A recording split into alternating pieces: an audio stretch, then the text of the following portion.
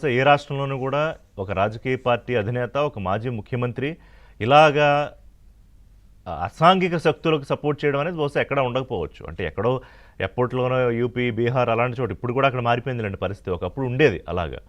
So మరి ఇవాళ ఇందాక వారు చెప్పినట్టు ఇప్పుడు రెడ్ బుక్ అనేది లోకేష్ గారు ఇలా చూపిస్తూ కూడా చెప్పారు. ఎస్, ఎవడైతే చట్టానికి వ్యతిరేకంగా రెచ్చగొట్టేలాగా మరొకలాగా బిహేవ్ చేస్తే వాళ్ళకి ఖచ్చితంగా దీంట్లో ట్రీట్మెంట్ ఉంటుంది అని.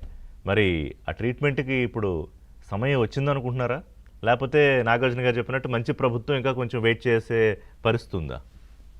మా ప్రభుత్వంలో అకారణంగా ఎవరిని కూడా ఇబ్బంది పెట్టాలనో, లేకుంటే మాకు రాజకీయ సైద్ధాంతిక విభేదాలతో మాకు ప్రత్యర్థులుగా ఉండొచ్చు. చాలా మంది అన్ని రాష్ట్రాలలో, అన్ని దేశాలలో ఉంటారు, దేశవ్యాప్తంగా ఉన్నారు, రాష్ట్రంలో ఉన్నారు. ఎవరైతే ప్రజాకంటకంగా పెట్టారో మాటకి అడ్డొస్తున్నాను, ఏమనుకోవద్దండి. చెప్పండి. అకారణంగా చేయమని చెప్పేసి రాజ్యాంగాన్ని గౌరవించే వాళ్ళని ఎవరని చెప్పమండి. ఇప్పుడు నేను ఇందాక ఒక 4 సంఘటనలు చెప్పాను. రోజా గారి మీద రిపోర్ట్ వచ్చింది, ఏం చర్య తీసుకున్నారు మిగతా. సో అది ప్రజలు అనుకుంటున్నారు. ఆధారాలు లేని వాళ్ళు నేను కంక్లూడ్ చేస్తాను. మీరు చెప్పేదంతా నేను ఏకీపిస్తాను 100%. ఇప్పుడు నిన్న లోకేష్ గారి ప్రెస్ మీట్ లో కూడా ఒకటి స్పష్టంగా చెప్పడం జరిగింది. గతంలో నేను పాదయాత్ర చేసేటప్పుడు జీవో నెంబర్ 1 తీసుకొని వచ్చేసి నా పాదయాత్ర అడుగు ముందు పడుకోకుండా అనేక రకాలుగా ఇబ్బందులు పెట్టినారు.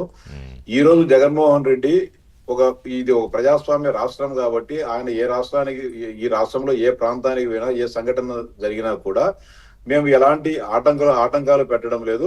కానీ శాంతి పద్ధతుల్లో చేతులేకి తీసుకుంటామంటే మాత్రం మేము సహించేది లేదు, కఠినంగా వ్యవహరిస్తాము.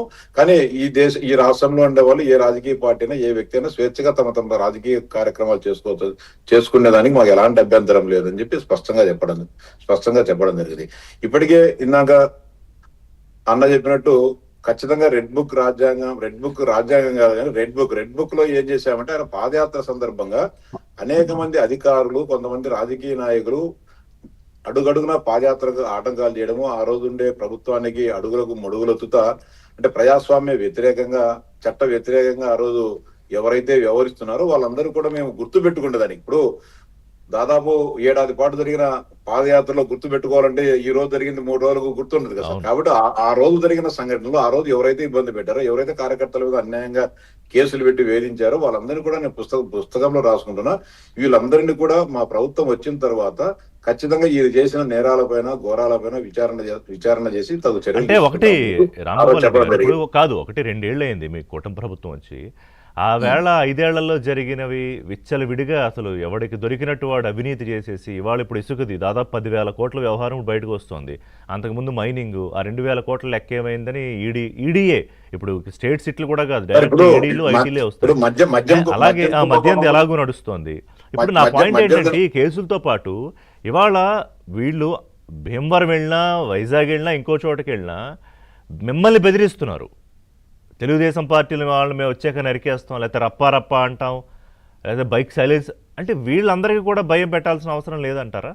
అంటే ఆయన ఆలోచన విధానం మనం కానీ, ఆయన మానసిక స్థితి కానీ, లేకుంటే ఆయన మొదటి నుంచి వ్యవహరిస్తున్న తీరు కానీ, ఒకటేది ప్రజలు అనేది తర్వాత, ఎన్నికలు, ప్రజాస్వామ్యం అనేది సెకండరీ ఆ రోజు ఉండే పరిస్థితి. కానీ ఈ రోజు తన క్యాడర్ను తను నిలబెట్టుకోవాలి. తన కాడర్ను నిలబెట్టుకోవాలంటే అది తప్పైనా ఒప్పైనా సరే జగన్మోహన్ రెడ్డి మా వెంట ఉన్నాడు. మేము కూనీ చేసి వచ్చినా, అత్యాచారం చేసి వచ్చినా, దొంగతనం చేసి వచ్చినా, ఎర్రచందనం వల్ల ఇసుక స్మగ్లింగ్ చేసినా, భూ కబ్జాలు చేసినా కూడా మా నాయకుడు నన్ను సమర్థిస్తా ఉన్నాడనే ఒక ఇమేజ్ క్రియేట్ చేసేదానికి మీరు ఏం చేసినా కూడా నేను మీకు అండగా ఉండాలని ఒక వాళ్ళలో ఒక విశ్వాసాన్ని నెలకొల్పడానికి క్యాడర్ తన వెంట తిరగాలి, తను నమ్మాలి, తనతో పాటు తను మొయ్యాలనే ఒక ఆలోచన మాట్లాడుతున్నాడు తప్ప ఎన్నికల్లో గెలవాలనుకునేవాడు ఈ పద్ధతులు మాట్లాడు.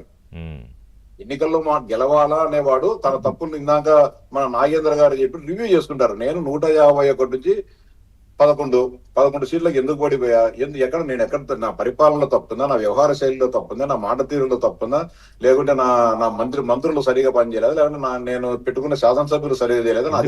ఆయన చెప్పాడు కదా, ఆయన 3 విషయాలు చెప్పాడు. ఒకటి ఈవీఎంలు, రెండోది అక్క చెల్లెళ్ళు అవ్వాతాతలది తప్పు. 2019 కానీ ఈవీఎంలు కదా సార్, అప్పుడు దానికి ఒప్పుకుంటాడా నేను ఈవీఎంల ద్వారానే గెలిచినాడని? అదే మరి ఆ రోజు అదే ఈవీఎంలే కదా. 2004లో వాళ్ళ ఆయన సీఎం అయినప్పుడు ఈవీఎంలే, 2009లో రాజశేఖర్ రెండోసారి ముఖ్యమంత్రి అదే ఈవీఎంలే, 2014లో చంద్రబాబు నాయుడు సీఎం అయినప్పుడు అదే ఈవీఎంలే, 19లో ఆయన అయినప్పుడు ఈవీఎంలే కదా. అవును.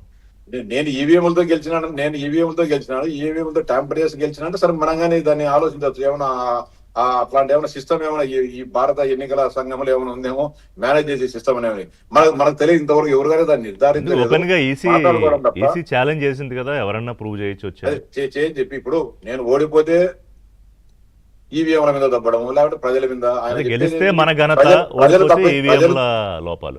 రైట్. ఆయన చెప్పేది ప్రజలు తప్పు చేశారు. సో అయితే కాదు, నాకు ఒకటి చెప్పండి, ఇంకా టైం ఉందంటారా రీఓపెన్ చేయడానికి? సార్ ఆల్రెడీగా రెడ్ బుక్ లో ఉన్న నేరస్తులు గాథ నేరగాళ్లకు ఆల్రెడీగా ఇప్పటికే చట్టం తన పని తాను చేసుకుని పోతుంది. రాష్ట్ర ప్రజలందరూ కూడా తెలుస్తా ఉంది. భవిష్యత్తులో కూడా అంటే చట్టపరంగా ఈ మధ్యన కొడాలి నాని గారి పైన కూడా ప్రాసిక్యూషన్ కు ప్రభుత్వం అనుమతిస్తారు. వాళ్ళు ఈ మామూలుగా చట్ట ప్రకారం హైకోర్టుకు పోవడం, ప్రొటెక్షన్ తెచ్చుకోవడం జరుగుతుంది. అనేక మంది మనం ఏదైతే ఎవరినైతే కూడా చట్టం ముందు నిలబెట్టాలనుకుంటా ఉన్నామో వాళ్ళందరూ కూడా ఈ వ్యవస్థలో ఉన్న ఏదో ఒక వ్యవస్థను ఆశ్రయించి, లేకుంటే ఏదో ఒక వ్యవస్థను మేనేజ్ చేసి దాంట్లో నుంచి తప్పించుకోవడం జరుగుతుంది. మేము చేయాల్సిన పని ఏంటంటే అలాంటి అవకాశం కూడా ఇవ్వకుండా వాళ్ళందరినీ కూడా చట్టబద్ధ పూర్తిగా చట్టంలో ఇరికించేసి, ఎలాంటంటే వాళ్ళ హైకోర్టు కానీ సుప్రీంకోర్టు కానీ రకరకాల కోర్టు పోయేటప్పుడు కూడా ప్రభుత్వం కూడా తగు న్యాయ సలహాలు ముందంటే భవిష్యత్తులో అంటే ఈ నేరగాన్ని మనం అదుపులోకి తీసుకుంటే, ఇతను చర్యలు తీసుకుంటే ఇతను ఏ విధంగా స్టెప్ వేస్తాడు, ఏ విధంగా ఇతను కార్యాచరణ ముందుకు పోతాడు అనే దాని మీద మనం ఒక అసెస్ చేసుకొని దాన్ని బట్టి ముందుకు పోవాల్సిన అవసరం ఉంది. అసలు అలాంటి